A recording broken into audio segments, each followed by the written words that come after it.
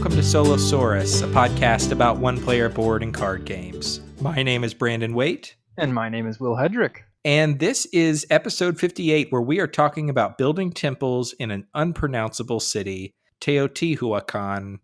Teotihuacan? I think it's Teotihuacan. Teotihuacan, City of Gods. This is going well so far. Yeah. This episode, as you can already tell, is going to be just a little bit different because we are joined not by Carter Mackey, but by Mr. Will Hedrick, who has been with us on other episodes. He reviewed Gentes together and Star Realms Frontiers and Cthulhu Death May Die. Yeah, I think that's right. This is the number 4. Yeah, number 4. So Will has been very gracious to step in and help out to give us some extra episodes to record whenever Carter and I are unavailable for some reason. So this is really nice of you, Will. Thank you for doing this and being on the show. No, this is really nice of you. It's COVID lockdown and I need stuff to do. Yeah, if you could tell a difference in our recording, we're trying something different this time because if you are in the future and listening to this, this is that awful time at the beginning of 2020 when you thought you were biting into a warm chocolate chip cookie, but it turned out to be an oatmeal raisin cookie the entire time. The entire year is an oatmeal raisin cookie. It's a weird time to be alive. It really is, yeah. We do have solo games. I mean, I feel like of all the people out there on the planet who are dealing with this right now, solo gamers might be having an easier time than other segments of the population. Yeah, I think so. I've gotten my wife to play like 2 board games together. So I've played more solo games than I have games with my wife at this point. Yeah, my wife agreed to play Brass Birmingham with me. Which is amazing. Yeah, that's the first game we played together in a while. So I will take it. I'm excited about that and to talk about solo games today because we are talking about one of the most requested games that we've ever been asked about on this show. This is Teotihuacan. I'm just going to pronounce it like 6 different ways during the course of this episode. City of Gods. This is a game that came out in 2018 from designer Daniela Tascini and from Board and Dice Games or NSKN Games. Plays 1 to 4 players and it plays 1 player because it has a solo mode by David Turchi, who is just basically everywhere all the time these days. He's designed like 4 games this year. He does a ton of solo modes at this point, and now he's also putting out his own designs as well. I mean, the guy is prolific.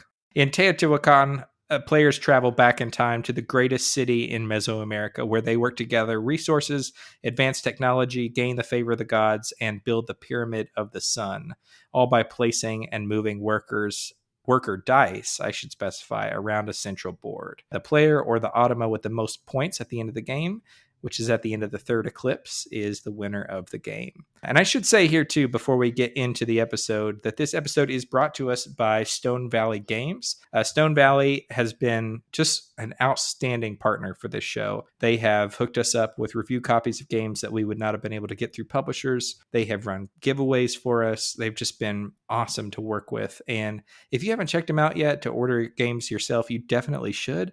They're so friendly and so fast. They do a great job packing everything. They have good stock and they have a focus on solo games. So if you haven't checked them out, Eric and Wendy, who run that store, do an excellent job. You can find them at stonevalleygames.com. Don't buy from Amazon. What are you doing? Why are you giving Jeff Bezos your money? Give it to Eric and Wendy. Eric and Wendy need your business because they're trying to do a good thing for the solo games community. And Jeff Bezos, he doesn't care about you. So try out stonevalleygames.com. All right, on to the review. And we're going to start with this review like we always do by talking about the components. Will, what did you think about the components for Teotihuacan? I think the components are great. I really like the art style in this game. It's got really good, thick little subboards and things like that. Good wooden trackers. You know, it's one of those things that ticks all the boxes for me as far as just good quality Eurogame components. Yeah, I agree. I think all the bits are, like the wooden resources and everything feel pretty standard. The standard has just gotten very high and very good, and they're excellent. Like you said, everything's really nice and thick. Honestly, when I first saw pictures of this game, I don't know if you felt this way, but I just thought it looked extremely busy. And it does look busy in real life, but I think this is one of those boards that you need to see up close to appreciate how pretty it is. Yeah, and I mean, the first thing I thought when I saw the board was, why is there a mahjong thing happening here? But it really does look good once you start getting it all built out on the board and everything else. Yeah, once you're up closer to it, all of those things have a little more weight to them, and the details in the art come out nicely. Yeah, I agree. And the mahjong thing that you're talking about is kind of the set piece for the board is this big pyramid that you're building during the course of the game. And it's made out of these mahjong style wooden tiles that are painted really nicely. And man, they look sharp. Yeah, they're painted wood with screen printed stuff going on in Mayan patterns. Is it Mayan or Aztec? Man, I should know that before going into this review. Mesoamerican. Way to cop out, Brandon. That's Way the to word you cop were looking out. for. It's a great looking board and great looking components, and the whole package looks really nice. You could tell that this is coming from seasoned designers. I mean, these are the designers of Grand Austria Hotel and Zolkin, which happens to be in my top 5 games of all time. Love, love, love Zolkin, although it pains me to say that there's not an official solo mode for it. This is some serious design pedigree and a solid publisher, and it's very clear to me that those two parties came together well in producing this package. And that bleeds over into the rule book as well. This is a medium heavy game, like a heavier end of medium, I would say. But it has a pretty solid rule set. Like I read through the rules and I felt like I have a pretty good handle on what the game's trying to do. I agree with that. It is one of those things that, I mean, really the game is just a big rondel. And so once you get an idea for what the 8 actions are, the amount of space it takes up on the board and everything else really all just comes down to about 10 things you need to know. Right. It's definitely more rules overhead than Zolkin was. I think that the grand total of See, there you're rules wrong. pages. I No, completely disagree. oh, see, I'm just talking about the number of pages of rules in Zolkin. It's like 6 or something. It's a very short rule book. That may be true. But in Zolkin, every single space on the entire board, which there's what, 45 of them, has their Oh own yeah. separate explanation. With this, there's 8 spaces. Those 8 spaces have a little bit more explanation per thing because there's this whole matrix of decisions based on how many dice are there. It's not really decisions, but matrix of outcomes based on how many dice you have there. And so it takes up more space to explain those 8 things, but you're only explaining a consolidated number of things. In Zolkin, every single spot on every single track needs its own explanation. That is true. I hadn't considered that piece of it. I don't know. I felt like overall, I consider Zolkin to be, and Will and I probably won't come together on this particular one, but I consider it to have some of the best depth to rules ratio out there. But I think there are more pages of rules in this one, but there are lots of clear examples. There's a clear use of terms and terminology and all that in the base game rules for this. I just felt like by the time I was ready to sit down and play, I had a pretty good idea of what everything did. My one major knock against the rules for this game, for reasons that just surpass all understanding, there is no player aid for this game. That was a big mistake on the publisher's part. That's one of I those mistakes just, that I don't understand how people keep making. I don't either. What year is it, man? I love a good Euro, right? But I have a hard time with rules. And even if you are good with rules, you have to have something that you can put in front of each player that just reminds them of some of the basic actions and phases of the game. But there's nothing like that in here. And in fact, there's nothing like that in the expansion either. At No, least and the first expansion. it really could have used it. It's one of those things that, like you said, I think the iconography on the board did a really good job explaining each individual action once you read the rules. But as far as just like turn order and reminder that you need to pay this then and that then, and these are your 3 options you have every turn, none of that is consolidated into a place, and it would have been really nice. There's some really good player aids on Board Game Geek. I printed out some and put them in the box. They're really solid. They're pretty professional looking. They're what should have come with the game, but unfortunately they didn't. And in fact, that's true of the solo mode as well, which we'll talk about a little later in the review. But both the multiplayer game and the solo mode really need separate players aids, or at least like a front and back player aid solution or something like that. But they just don't have it. And I don't know. For me, that's really my only main gripe with the rule book and how it's laid out. At least for the Production core wise, I game. think that is a really legitimate gripe, and that's really all I've got too.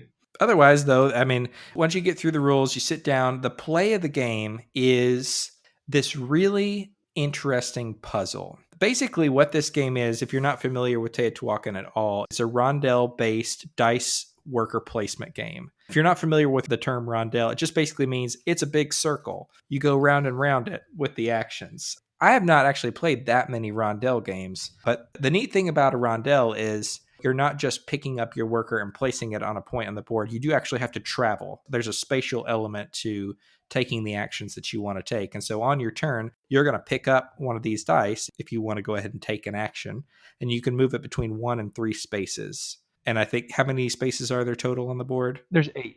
Eight spaces. So that means that there are enough spaces that you have to think carefully about where you want to go, right? And about making sure that at the end of this turn, you're close enough to where you want to be next turn if you want to move that die. To me, that's the thing you have to keep thinking about is, this is fine for this turn, but does it leave me in a place where I got nothing I want to do next turn? Maybe I need to take a suboptimal move this turn so I don't have a garbage turn next time. That, to me, is one of the fundamental questions I had to keep asking myself in this game over and over. I agree. And to me, that question is complicated by the different options that you have on your turn. When you pick up this die to move it, you have a couple of choices. You can go to a space on the board and choose to take the action at that space, like the kind of big main action there. And we'll talk a little bit more about the intricacies that in a minute, but that's one of the main things you'll do. You also can put your worker in a worship spot in this board, which is kind of gives you access to the actions. That's not not on all available a lot of the time. That's true. And the trick is that if you do take that action, your die is locked there. You can't actually just pick it up and move it to the next turn. You have to wait for either somebody else to come into that worship spot and bump you out, or you have to spend a whole turn unlocking your workers or paying to unlock them before you can move them. And that's, for me, like a really tough choice to make. Tougher still, though, is choosing to take your action to just get more cacao. Cacao is kind of the main currency of this game. If you want to be able to take actions in a spot where there are other dice sitting in that spot, you're going to have to pay cacao depending on the number of different colored dice that are already there before you get there. And it turns out the cacao is hard to get a hold of. I mean, you can do it, but it just goes very quickly. Yeah, that economy in this game never feels good. The amount it costs you to take an action versus how easy it is to get those resources that you have to pay to get those actions, it's real tight. Man, it is incredibly tight. And it's tight because, unlike other worker placement games, if a spot is occupied in a worker placement game normally, you can't take that action, right? I mean, there are exceptions to that, of course, now that the genre has grown so large, but just a general rule of thumb, if the spot's blocked, you can't go there. Here, you definitely can go there. But the more people that are already there, the more expensive an action it's going to be for you to take. And man, that can drain your supply really quick. Plus, a lot of actions require you to pay cacao in order to take them. And then on top of that, at the end of the phase, there's 3 main phases in the course of the game. You're going to have to feed your workers using, again, cacao. Cacao is just everything, and it's just so tight. It is very hard to feel like, I've got a pretty good reserve going on here, right? Like, unless you want to spend a whole phase doing that, I don't think it's going to happen. And that's my first gameplay gripe with this game, is the idea that you have to feed your workers multiple times. Just to take an action, you got to give them a little bump. You got to feed them this cacao to take that action. Then you've got this feeding action partway through during these upkeep phases. I don't mind feeding workers as a gameplay mechanic, but in this game where it was just constantly having to throw cacao at them, I really hated it in this game for some reason, in a way that I don't in standard worker placement games. And I think so much of it is, if it was just feeding them during the upkeep phase, I would be okay with that, but those spaces aren't occupied. This is a rondel game, it's not a worker placement game. If you walk up to a bathroom and there's 18 open stalls, then the bathroom is not occupied. There may be other people there, but it's not occupied. You just walk into an open stall. If you walk up to a one-holer and that one has somebody in it, it is occupied.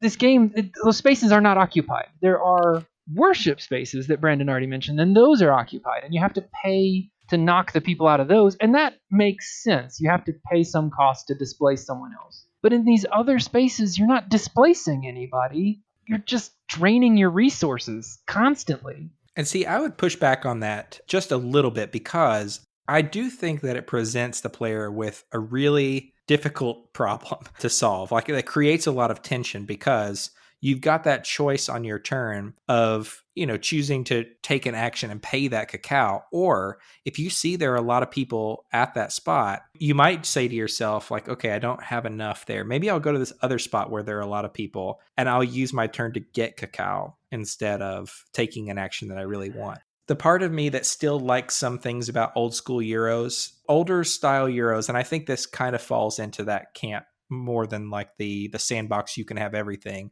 Old style Euros would say, you have nothing, make something of it. And like the tension that creates is just so dramatic. And to me, that's what this does is it like it's not my favorite thing ever, but I do appreciate the tension that comes with like, I really want to take this action, but here's an opportunity for me to get like 5 cacao. I really like the player interaction that generates, and because that's really the only spot there's substantial player interaction in the game. But those turns that you're talking about where you're getting cacao don't feel like good turns. Maybe it's just me, but those just feel like wasted turns that were still necessary. So not quite wasted, but I didn't like doing them.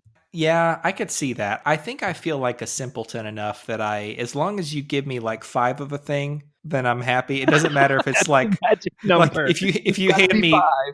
if you hand me 1 quarter, I'm sadder than if you give me, 5 nickels or whatever. There's something about being able to grab several of one thing at once that makes me feel like I'm making progress in a Euro game. And like, yeah, those kind of turns aren't ideal, but that doesn't bother me as much. The thing that kind of, I don't know, gives me heartburn a little bit about this game is another one of the central mechanics. So I mentioned at the beginning, this game is really all about timing.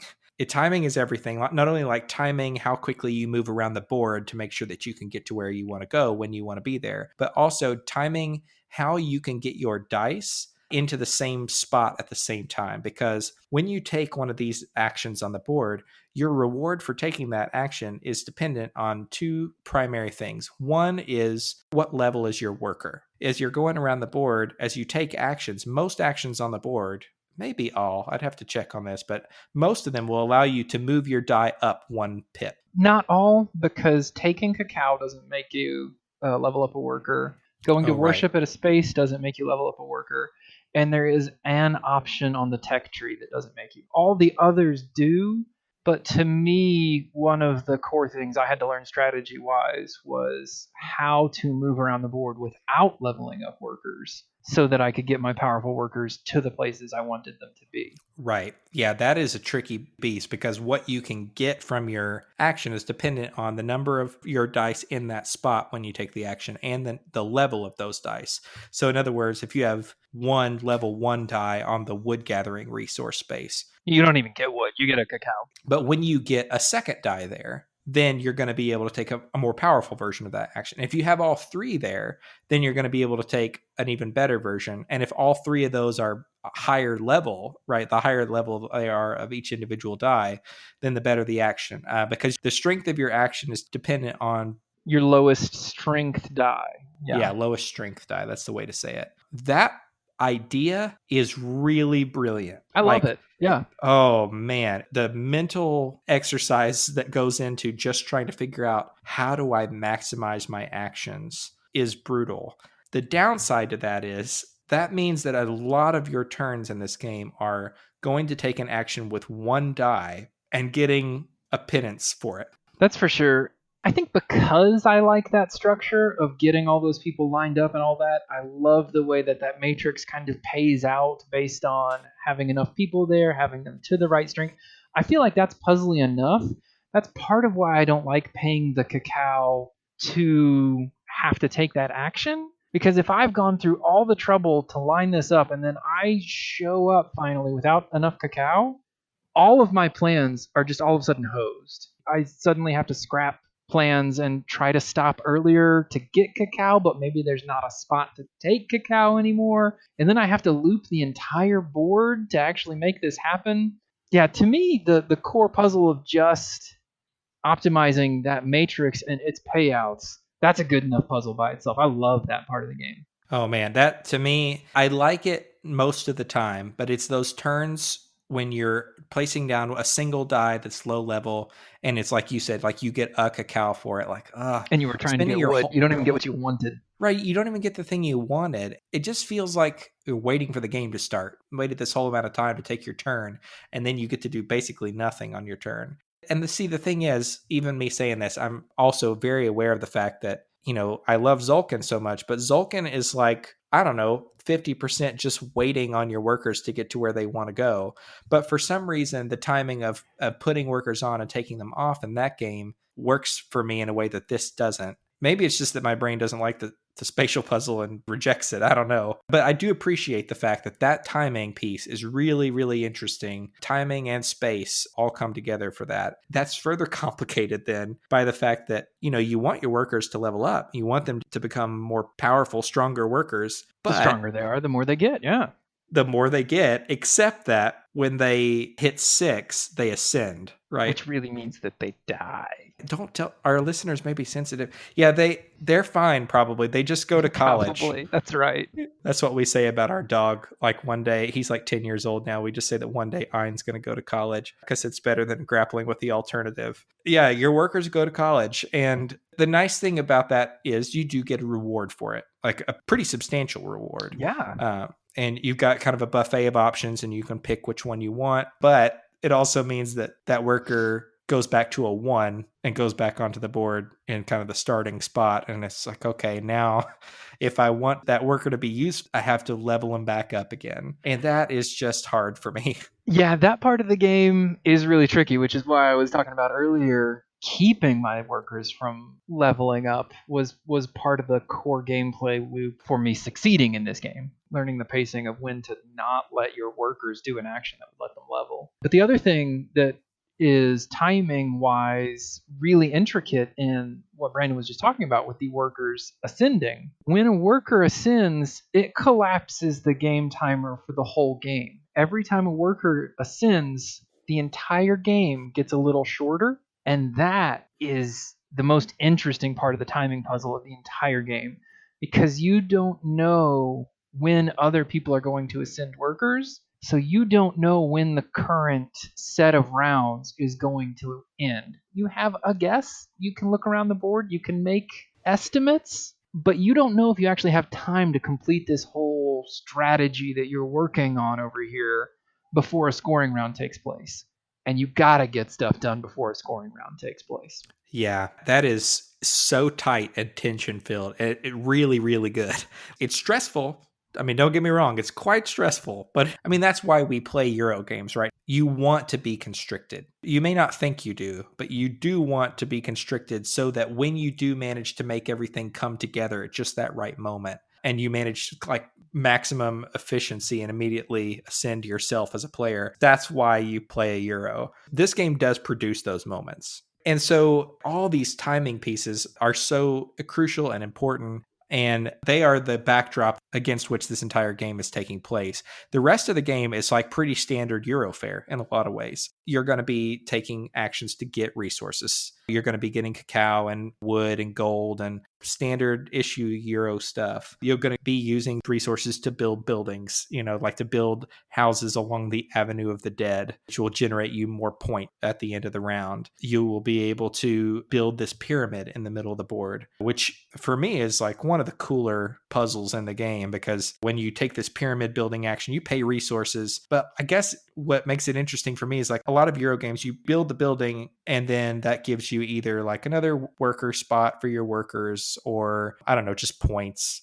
But for this, it's like, okay, there are 3 tiles on offer here. They each have 4 icons on them. If you place this tile on the pyramid, if you can match the icons on the tile with the icons beneath this tile, then you get more points. And if you can match colored icons, then you'll get to go up on the temple tracks, which are another one of the main kind of actions you take in the game to get points. And points, resources, but really it's all about in-game scoring. And the amount of time I've spent staring at a single piece, trying to figure out the best possible place to put it, is embarrassing. I don't find that part of the game that tricky, but I do love it. The spatial stuff, my brain does really well with. The problem I have with this action is that you gotta have the expansion for this action to be the best version of itself. I love that they made it better because the core action on the core game is kind of boring. It's just build the pyramid, but there's not a matrix of decisions the same way that we talked about in those other spaces. There's just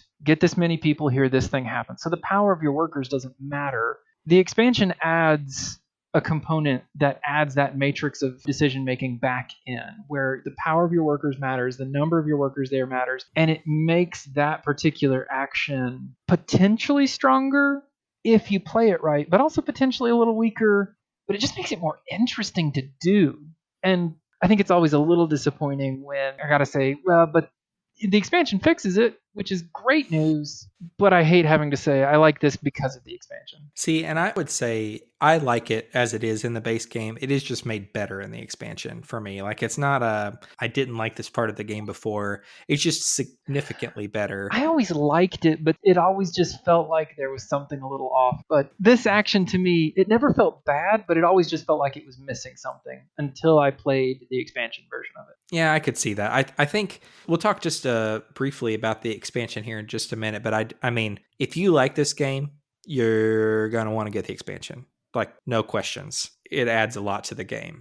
There's more that could be said about the core of this game, but basically, you're going to be building the temple, going up these temple tracks, which will give you temporary rewards and opportunities for in-game scoring, building stuff along the Avenue of the Dead, which will just give you scoring at the end of each round. You're competing for like player order by seeing who builds the most stuff basically during the course of a round. All those things I think are good, but they're things that apart from the pyramid we've seen in other games before. What makes this game special really is that timing thing. And it's not really a surprise when you consider this designer's other games and also the broader series that this game falls in. Zulkin is part of this series, which is 100% about timing in different ways, and it looks different, but that same tension of when to place workers, when to take them off is here as well. And we keep comparing this game to Zolkin. I feel like at some point in this review, I need to say Zolkin is one of your favorite games of all time. Zolkin is one of my wife's favorite games of all time. I don't like it, but I really did like this game so much more. The timing puzzle is still there, but to me in this game, it just feels so much better than it did in Zolkin. I could see that. For me, Zulkin feels better, but I don't think that if you dislike the one, obviously that this one is going to be something that you don't care for. I think exactly. That's kind of what I wanted to throw out there. Yeah. Is that yes, these games have a lot of similarities, and yes, by being familiar with the one, you'll be more familiar with some things about the other, the pace, the feel, the tone. But just because you like one doesn't mean you'll like the other, or vice versa. That's a good qualifier here. Do you know that they've announced 2 other games that are kind of related to these two? I knew that David Turczi just announced a game that looked a lot like this one. So is that part of this series? I think so. I think it's from the same publisher. It's called Tawan Tensui. Oh, nicely done. I think. I don't know. Maybe you just completely murdered that. No, I didn't. It's correct. Some listeners can be like, no, it's not. No, it is. That one seems to be like you start with all of your workers at the beginning of the game, and then once you place them, they're gone. Like they're locked.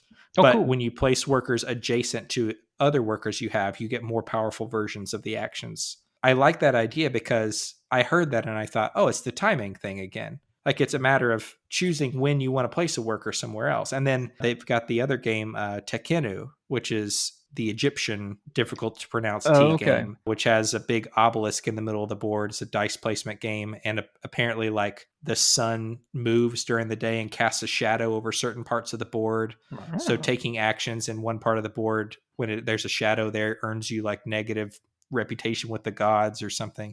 It's just interesting to me that they seem to be fascinated with time and how time operates in games and how time causes tension for the player. I find that endlessly fascinating that they've just decided, at least for these games, we're just going to iterate on this time meditation differently in every case. And it seems this feels significantly different from Zulkin, even though there are a lot of similarities. And I'm kind of anxious to see what comes down the road. That's a bit of a rabbit trail. I don't know. I just thought that was interesting. Let's talk, though, for a minute about the one-player mode for this game, because it is created by David Turczi, which is, I mean, for a lot of people, just says it's going to be great, right? Like, we got to buy it. Yeah, this is the first time I've played a weightier Euro style game solo, I think. And this is the first time I've interacted with one of his solo designs. And I gotta say, it felt kind of brilliant. I see what all the hype is about. Man, he does the same thing here. Not exactly the same thing. It's a different version of it, but he has a style, I think. In the Snowdonia Master Set, he does the solo version, the new solo variant for that. And he does it in Anachrony. Mm-hmm. And in both cases, he's essentially doing, or I should say, in all three cases, he's essentially doing the same thing, which is showing you a set of possible actions that the Automa may take, which allows you to plan for what they're doing and even shows you the probability. That was the thing I really loved in this, is that you knew what the weighted probabilities were for any given action to take place, and you also knew what actions were just blacked out this turn. I think that's brilliant. I mean, basically, what this game does is it sets up 6 little tiles that depict different actions on them. And that tells you the possible actions that the Automa may take on its turn. Well, there's 7 tiles altogether. There's one that's not in the pyramid each turn. Oh, right. There's 3 at the bottom, 2 in the middle, and 1 at the top. And basically, as you progress up this pyramid, you can see the action at the top of the pyramid is the one that is most likely to take.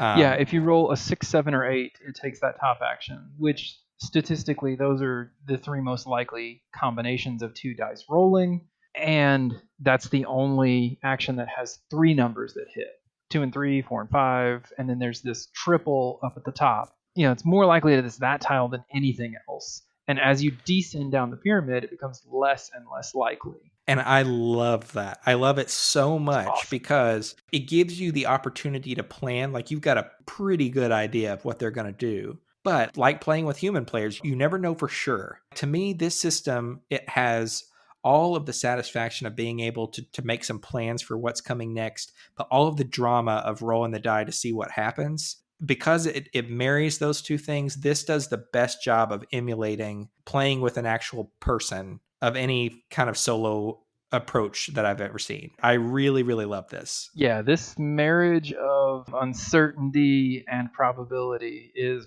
brilliant. Oh, It really does feel like a lot of the same things that you get playing against a real person.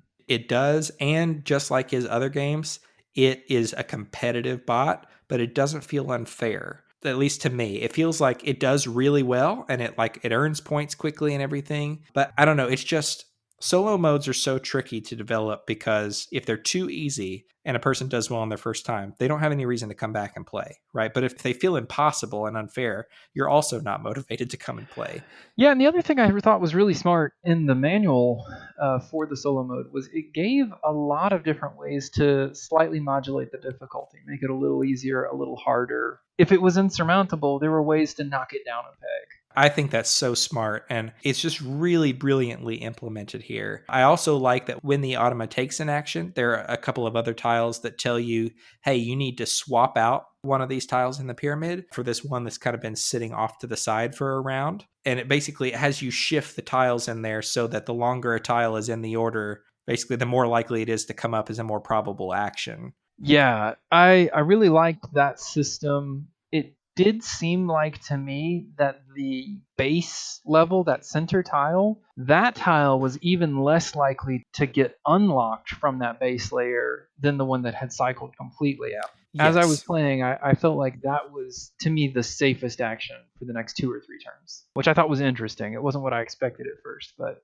it added 2 tiles I knew weren't in this round, but I could also guess which one was gonna be in the mix next. Yeah, I really like that. I just thought that it's really slick, and it took me a little getting used to my first game, but by my second and third game, I feel like I was really clicking with that piece of it and could handle it really well. Yeah, But it's the a little part of rough it, the first game, but yeah, like you said, yeah, by the second game, that part was running real smoothly for me.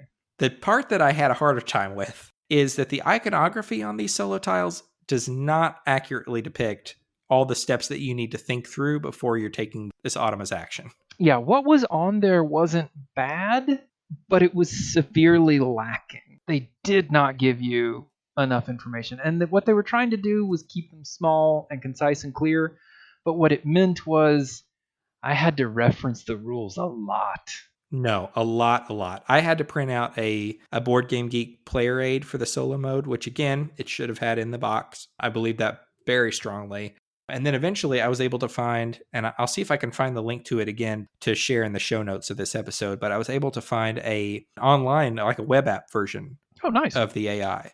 And when it showed it basically like you pressed a button to tell you like what action it was going to take. And underneath it, it just included that section from the rule book that reminds you of what you need to do, Yeah, which is really like I said, handy. I thought the iconography that was on there was good. The thing I thought was severely lacking was there's this entire upgrade move step in the AI turn, what you're doing with their dice, how you're powering them up, where they're moving. And that wasn't on these tiles at all. And if they No. had made the tiles 2 layers, one depicting what the actions are, just kind of the way they did, it worked for me. And two, giving you that in turn upkeep for their dice, then I think that's all they would have needed to do. And it wouldn't have made these tiles large. It wouldn't have made them, burdensome to look at. But as it was, I really needed to reference other stuff. Yeah, I agree. I think that was the part that was kind of a letdown for me. And I don't know, it's not the end of the world, right? Because you do eventually kind of, after you play it a few times, you get it in your head.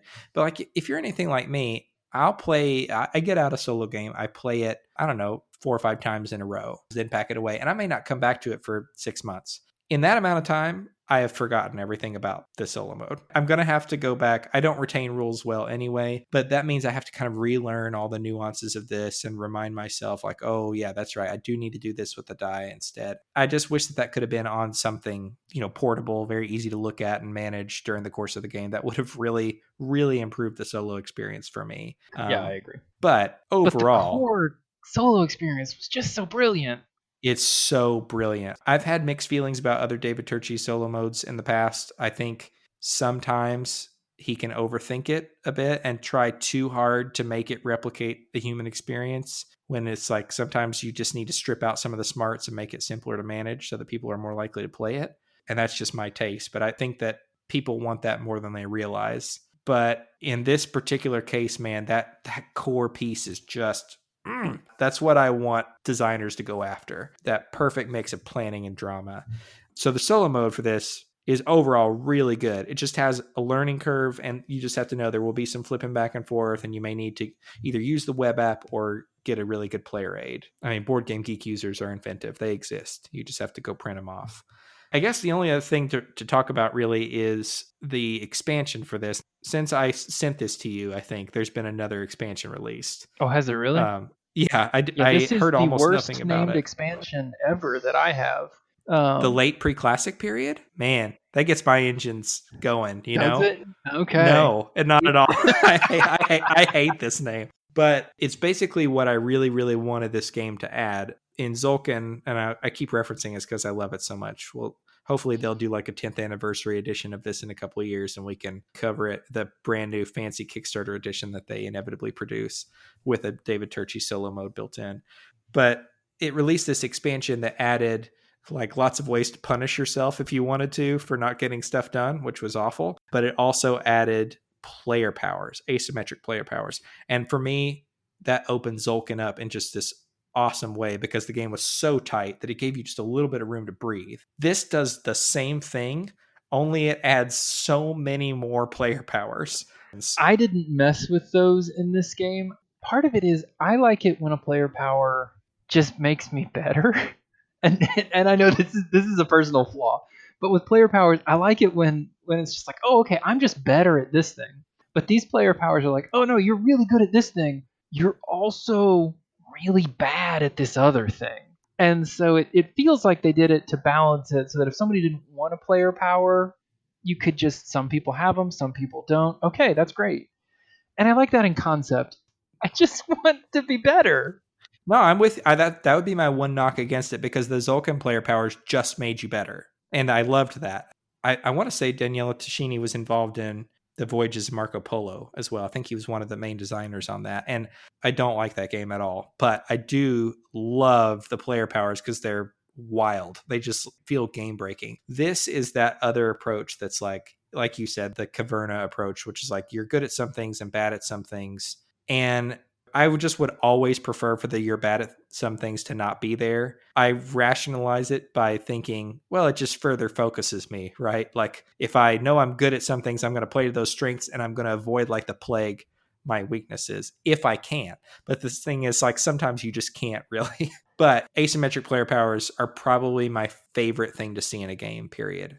If I see that a game has them, I'm instantly interested. And my favorite thing about the expansion was definitely the fact that it added that matrix style decision making to both building the pyramid, and there's another action where you're decorating the pyramid, you're painting it pretty colors or whatever you're doing. It's just another way to get points and move up temple tracks. But that action also was just how many dice do you have there. It didn't matter how strong those dice were. And so both of those spots were given a more in-depth version of the spot. I'm all about it. I would never play without those tiles anymore. Yeah, I agree. I really like that quite a bit. I think that was a really smart idea. I also like the new temple in the expansion. Didn't try it yet. Pretty good. It just adds like more permanent bonuses essentially to the track as you progress up, which is really nice. It's more expensive to progress up, like harder to do that, but if you can do it, it really works out well. I think that's cool. Although it does add another board to the game, as if this game needed another one. I think what I like about all of this is every element of this modular expansion is compatible with the solo mode. Right down to if you are playing with an asymmetric player power, you don't need to worry about the game becoming too easy because the bot's going to get a power as well. Like 5 different options. There were a good number of options for the bot. That Man, was impressive to me. oh But yeah, once again, going back to the ones I liked more, the new rules were there are no new rules. They just keep doing the normal thing. oh yeah, that's so good. I love that. I do love that. The bot asymmetric player powers and you having asymmetric player powers, it strengthens what was already one of this game's greatest strengths that we didn't mention in the components section very much, but I want to emphasize here. The worker placement spots on the board, or the different rondelle spots, if you want to think of this as a bathroom, they're all modular. They're printed on the board, and you can just use kind of the default layout if you want to, but you can also change up where they appear on the board. This is a real strength of the game. It's also a mind-boggling graphic design decision because these spots are numbered and then you're scrambling them around the board. And so the board goes 1, 7, 3, 2, 6. And that, for some reason, shatters my brain. Even the baseboard, if you because these tiles are things that you can add, but you don't have to add. There is a vanilla setup for this game, which is something that was really smart to print straight on the board. Yes, definitely. That was an excellent decision. Those aren't in order. They're not. And it, oh man, I can't. It's a That bizarre decision. the fact if they used some sort of symbols or something, but numbers are supposed to go in order. They are. I agree. I thought that was a silly decision. But man, it really does make a difference that you can change the order around the board. You can choose to add in modules or not. You can choose to play with player powers or not. Keeps Or the game really fresh. Yeah. man, every time is going to be a very different experience. Plus, like the technology track where you've got like the different technologies you can get that make you more specialized as a people, which we didn't talk about very much. That's another one of the actions you can take where you could just get better at one particular action. So you're incentivized for doing it over and over. I love that. There are those options printed by default on the board, but then there are also modular tile versions of those as well. And I there's mean, more of those than there are spots on the board. So some games you'll see some that you don't see the next game, and that sort of thing. I like that. There's just some options that won't be there this game. yeah, You that's can't so make a good. meta strategy that you always play this game with. Yeah, I really think that's so smart. It does mean that there are a bajillion tiles in this game. But one thing that I found very helpful is I've recently been sold on, game inserts like the broken token and folded space and all that. I will say, don't bother with this particular one because there are enough things that need to be randomized and drawn at random that unless you just like things being in stacks, I wouldn't bother. There's a great bag set on Board Game Geek of these little drawstring bags. They work super well for this, for just like dump them in there, and when you need to draw something at random, just pull them out. They I work really really like well it. for a lot of things. The only problem I have with them is that some of the iconography that they decided to use for these things is clearly iconography they didn't expect you to be referencing. And so they That's did a true. fantastic job producing them on these bags. Sometimes it's one of those things that it just, what is this one supposed to be? Is a question I kept asking entirely too many times. Totally agree with that. Apart from that, though, you got to get them because they make setup so much easier and quicker. Especially for the little worship tiles that you're collecting through the game, and for the Oh pyramid yeah, tiles, just being able to reach into a bag and grab one. It's the way it should be done. yeah. This game is a beast to set up. So if you want to cut that down a little bit, do yourself a favor. I think that brings us to kind of the end of the review here, where we're going to summarize real quickly just by saying what we think is good, bad, and ugly about this game before we talk about whether this is a game that's going to get the stomp from us.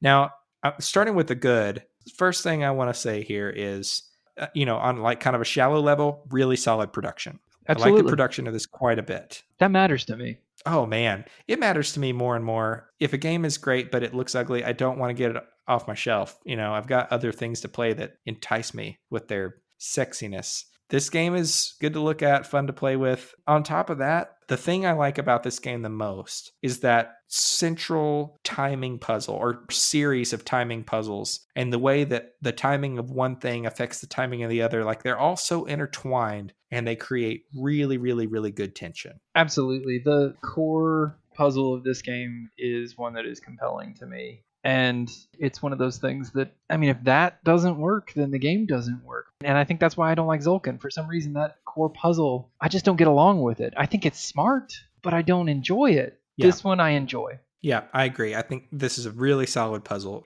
It does create moments of frustration sometimes where you feel like your actions aren't as powerful as they should be, but I think that is overshadowed by how smart this game is and how Yeah. engaging it is. So lots of really tough timing choices, good production, crazy replayability with all the different things you can change up. And like, as part of this, player powers. I mean, yes, they've got the negative thing attached to them, but I will never not list them in the good Y'all don't category if they're understand even how halfway much decent. Brandon loves player powers. Y'all don't know this because we don't talk about multiplayer games very often because I don't get to play them that often. But one of my favorite games to play multiplayer, like one or two of all time, depending on what day you ask me, is Eclipse. It's just player powers the game. That was where I first encountered them. And now basically, if I see that a game has them, I will gravitate toward it instantly. I love seeing it here. I've never seen one also that gives them to the bot. And I think that's really kind of wild and Yeah, I like brilliant. the fact that they had like 5 different options of player powers for the bots, adding back into that replayability thing. You didn't know what the challenge was going to be when you decided to do player powers. You didn't know what the bot was going to be throwing at you. Yeah, absolutely agree. And then I guess the last thing I would say here is that Automa system design, man. I mean, it's let down by a lack of a player aid, and it's got some other issues like not having clear iconography. But come on. I mean, the core of it is just brilliant. I 100% see why David Turczi gets the hype he does, and he deserves it if the rest of his systems are akin to this one. He's a brilliant designer, man. I don't know how old he is, but he looks like he's our age, which makes me feel like I've done essentially nothing with my life up to this point because he's so ridiculously accomplished. Those are the things that would top the list of good things for me. Anything that you would want to add to that list? That hits the high points that I really would have mentioned. Once again, just as far as production goes, the art just really works for me in this game. It really is a good looking game. The muted color palette that they chose and everything was just an interesting choice, especially like one thing I don't love about Zolkin is it's kind of ugly. This game is less Primary cartoony colors. than Yeah. Zolkin feels. Zolkin does Yeah. feel a little cartoony in its color palette and some of its graphic design choices and things like that. It almost feels a little sketchier in its art style in a way that makes it feel more sophisticated. Yeah, and I like games that have little kind of Easter eggs on the board, like lots of little things to look at, and there are people kind of milling around the different areas on the board. I don't know. I like that Where's Waldo quality to a game board, and I think it looks really nice here. So those are the things that we would consider good about this game. Things that are bad, one is you're going to have a lot of turns that just don't feel like you're doing very much. I completely agree. That's probably my main gripe with this game. What I wrote down here for that was fiddly, and I think those two things intersect in the way that this game plays out. That's a good way to say it. I think fiddly is the right word. There's lots of little bits to move around, lots of tiles to deal with. And those things wouldn't bother me in the same way if it wasn't for, oh, well, I got 3 cocoa this turn. Yeah. And then you get those, and then you're going to spend all of them the next turn. Yeah, so there's lots of like picking things up and exchanging them and just lots of little movements that are, yeah, fiddly is definitely the right word. Not feeling like you're doing very much on your turn sometimes is a problem for me. I hate feeding your people. I have said before, it's one of the mechanics in the games that just needs to die. If you want to make your players have less fun, you can do it in other ways. This is just the tried and true way of doing it, I guess. It's actually not super offensive to me here. It's not the worst it's ever been for me, but you actually think it's worse than usual here. Yeah, this is worse. I see, as a mechanic, I don't hate it, but in this game, I do. It's egregious. Because you're also paying for the actions as well. Yes. Yeah. Those spots aren't blocked. We discussed this. Yes, the bathroom analogy. I guess I can see that. I mean, you do get taxed constantly. And I wish they wouldn't do that, especially now in the age of Euros where it is possible to keep tension and give you lots of things. Just go a little more that route, you know. I will also just say the theme is nothing. And I wish it wasn't, because I does nothing. like the theme. But the Yeah. gameplay interaction with the theme really only happens when you're building the pyramid. And outside of that, they don't meet up enough. No, there are a couple of neat things. I like the fact that the phase track is an eclipse track and that you've got a black marker and a white marker. Okay, we're going to talk about this during Ugly. I think it's good. The white marker is the one that moves and then covers the black marker, but this is an eclipse? No. The black marker should be the one that moves. It covers up the white marker, and that's an eclipse. I don't know why this bothers me so much, but it does. To the point where even in the multiplayer games that we've played, I have to move those two and make the black one the one that moves and the white one the one that stays still, and eventually the black one covers the white one.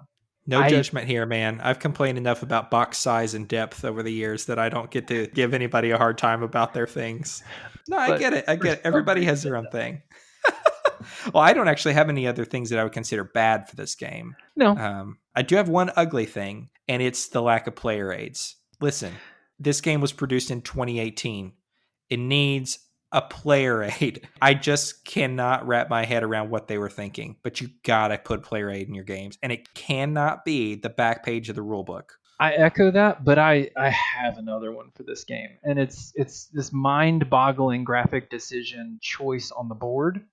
This board is big. It's got a lot of space on it, and you've got dice that are going onto these different actions. And in the manual, they just say, well, put the dice somewhere where it won't block what other people need to see. But even in a 2-player game, you're using 4 players worth of dice. There are little spots on the board next to each action that they could have made into little pools so that you have a spot to put the dice for that action. But even if you decide to do that, the board is ambiguous in a way that you can't say, oh, this pool clearly goes with that. And since you're moving around it in a circular fashion, it's a little convoluted. If they had decided to make those spots on the board kind of linked up to the different tiles in a way that created a pool, a consolidated place to put the dice that wasn't on top of the text of the card. This one boggles my mind and is just really bad planning on the game producer's side. And the fact that they even saw it in the rulebook and said, well, just don't do that. To me, this is unconscionable. I hear what you're saying, and I don't disagree with it. It doesn't bother me very much. In a game where other people's dice being on that spot matters, this person put it in the top left corner, that person put it in the bottom left corner, this person put it in the middle of the text everybody needs to read. These are things that affect gameplay in a way that absolutely matters. Now, I will say that's all the ugly stuff I've got for this game. And we're going to talk about now whether this is a game that's going to get the stomp of approval from us. It's worth recapping here if you're not familiar with the stomp. The stomp of approval is an award that we give out pretty rarely in this show. It is a game that both of the reviewers, if there are two, both of us love, and that we would recommend buying even if you only ever played it solo. And I will start by saying, I think as far as if you only ever played this solo, I think it's definitely worth getting just for solo play. I enjoyed my multiplayer play of this very much, or multiplayer plays of this. I really enjoyed it quite a bit. And I really dislike that learning curve and the having to flip through the rule book that comes with the solo mode and the lack of a player aid, yada, yada, yada. You've heard all this. But I think the core of it is so good. And there are enough ways to tweak the experience, like the difficulty of it, enough ways to change up the replayability from game to game that, yeah, for sure. From my perspective, for sure, this is a game you can buy just for solo play. But I don't love it. I like it. I like it. I think it's got a lot of smart things. I love the tension that it gives. But for me, the thing that holds it back from being a game that I love is the start and stop kind of growth that you have, that kind of pacing in the game where you like, oh, I ascend a worker. Oh, no, I'm back to 1. I'm back to level 1. I'm back to taking actions that don't mean anything with this die. I'm back to just having to slog my way through the early levels of this die, not getting what I want until I can take the kind of actions that I want. The fact that I only get to take the action that I want to take like a third of the time is the thing that keeps me from saying I love this game. But absolutely don't hear me say that I don't like it, because I really, really do. I think it's brilliant. And I could totally see why, for a lot of people, they're just smitten with this game. I mean, I think this is going to be a game that people talk about for a long time, and I can see why, but it's just not quite there for me personally for my gaming taste. And I agree with a lot of what you're saying there. For me, this game may be getting a bit of an unfair shake because, like I said, it's the first heavier Euro style game I've played solo. I had a hard time finding the fun, even though I love so many things about this game. I think so many things in its design are brilliant. I think the solo mode is genius. But the way the core design of the game interacts with the solo experience, to me, I found the exercise of playing it satisfying in a lot the same way that I feel really satisfied when I design a really good spreadsheet. Right. I didn't I don't call designing spreadsheets fun. To me, there was just enough fiddliness in the game, just enough, having to re-reference this and that and the other, just enough to remember, oh, did I pay this cocoa cost this time? That when you add on the AI, it pushed it past the point where I was having fun doing it, and to me, it was more just a satisfying puzzle. The other thing is the pacing of the AI bot because the AI bot is just kind of this train chugging along, just accruing points.